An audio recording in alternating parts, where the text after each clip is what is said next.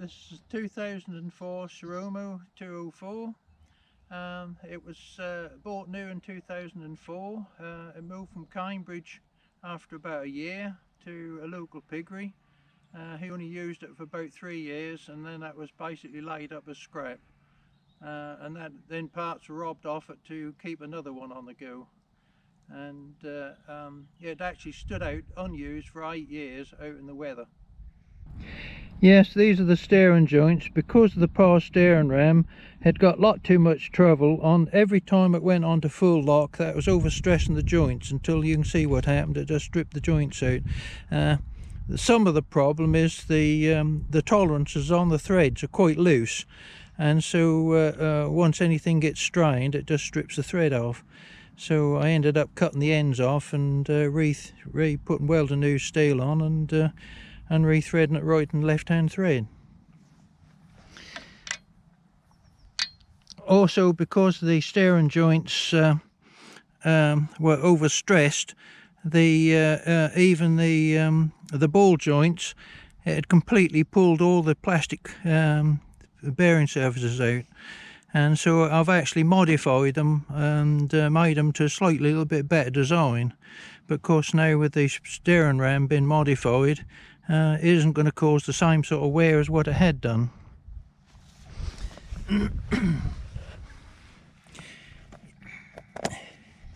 Yeah, that's the modified end. It's actually got a hexagon on now instead of the old key type joints.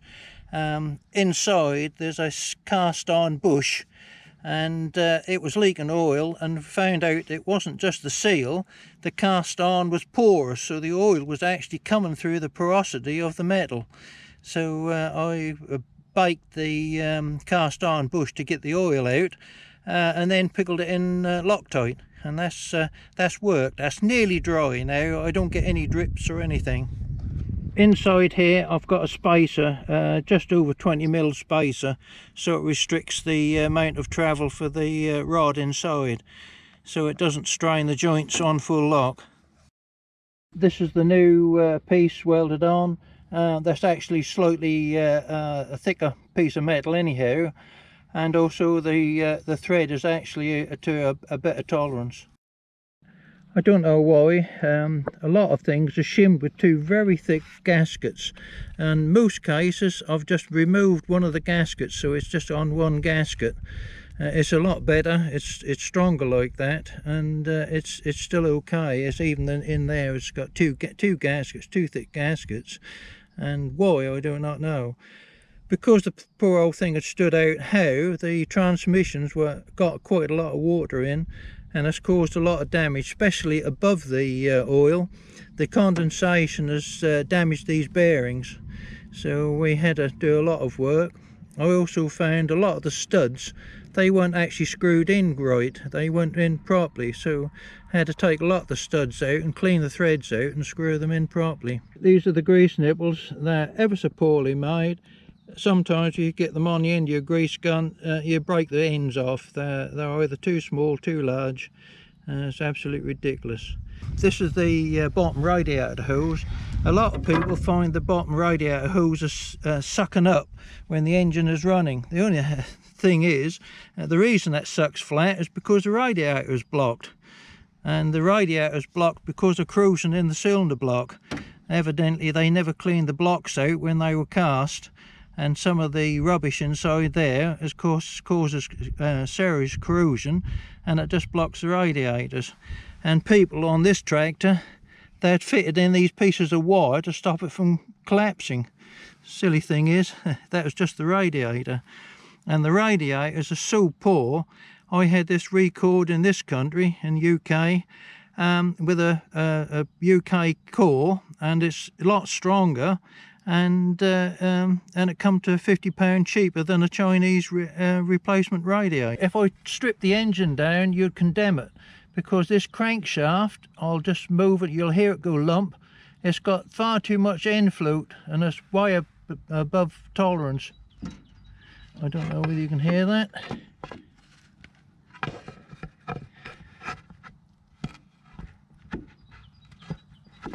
I can't get it. Yeah, it's yes, it's got too much inflow, and it's only done a few hours.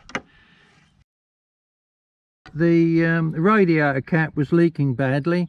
The spring is evidently, instead of made of stainless, it's made of iron, and of course it completely corroded until that was weak. I ordered a new radiator cap. Funny enough, that's a UK cap, but instead of being at low pressure, it's actually 15-pound pressure, which is far too much. I can hardly press that, and of course that wouldn't do any good to the radiator or the water pump seals. I basically scrapped another radiator cap, which is a 7-pound cap, and changed the spring over. The only thing is I had to bolt it back together after cutting the rivets. But no, that's worked. I wouldn't put a 16-pound cap on anyhow. Just be too great for it. I changed the alternator. It's got a Lucas alternator on. I had so much trouble with the Chinese stuff that I sold the Chinese one off to keep another tractor on the go, although it's still working. It's not very good. The wiring from the alternator was this stuff, and as you can see, it's so light it's just not strong enough. That's the main wire from the alternator to the amp meter, and of course that just burnt the ends off. And that's the wire now. I've used just a 2-wire alternator. It's got its own regulator in the alternator, so it's a lot simpler than all the box of tricks, which is up here. There was a control box up here, and because that was not rigidly mounted, that just shook the thing to pieces. It's if anybody can see this, it's got half the amount of wiring on what it did have, and of course I've got it stiffened up to support it, to stop it shaking itself to bits. You got zip ties on here just to stop the indicator and things, just units just coming off. Also, when I was doing the wiring, I found the fuel tank you sender didn't work. They're so poor they just fall to bits, and I found already 2 of them had fell to bits and in the bottom of the tank. So pretty poor really.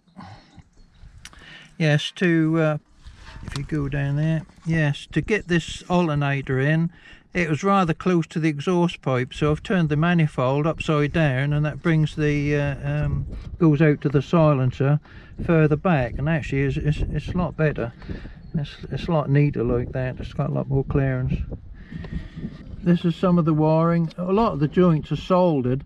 It's okay, but under most of them, where the wiring harness goes underneath, with oil leaks and things, the just poor old insulation tape, which is round a lot of the joints, and a lot of the copper or brass connections, they're just corroded away. And because this is a very coarse wire, it's no good for being bent about. It just breaks. And see, this is a lot of the connections. They just got old-fashioned insulation tape around the connections. In the wiring diagram book at the bottom, that says the Chinese colours may vary to what's showing. The thing is, sometimes I had 3 different colours on one length of wire. You got really heavy wires, and then they just soldered to some really light ones. It's typical sort of thing. Just make do and mend with just what they got by the looks of it. The first time I got the tractor on the go and took it up the road, I just got about full throttle. There's an almighty bang, and it looked like a Spitfire had just been shot down, with all smoke and all oil all poured over me. The quick fit coupling, the balls inside, if you've still got one with the balls still inside, it pays to remove those, because once they get worn on maximum flow, the balls will just lock the flow off, and of course it split the pump. When I had to renew the pump and put a new pump on, I found it's got a loose coupling in here, and it's just a spade lug type coupling. It's a bit silly again, because I've got these great big thick gaskets, and with 2 bolts at the top and 1 at the bottom, the gaskets, as they crush, that also caused slight misalignment, and of course the coupling wears quicker, so when I actually took the pump apart, that was worn out anyhow. That's only done a handful of hours and completely shot. It's also a poor idea just having two bolts. As you can see, the unit had been fretting on the surface, and now it's a 3-bolt fitting, which has improved it with built it up. Yeah, the oil filter originally was underneath, and because I've used it for working amongst trees and bits and pieces underneath, I've moved it up out of the way. A lot of people have a lot of starting troubles on these, and say that yes, the starter motor is very poorly made, but also these links, I don't know what the metal is. It's a non-ferrous metal, but it's very hard, and it's quite a common thing just to get a bad connection. Instead of being a soft copper, it's something pretty hard. Yeah, so often some of the starting troubles is the starter motor is just a poor thing. It looks well made, but it's not.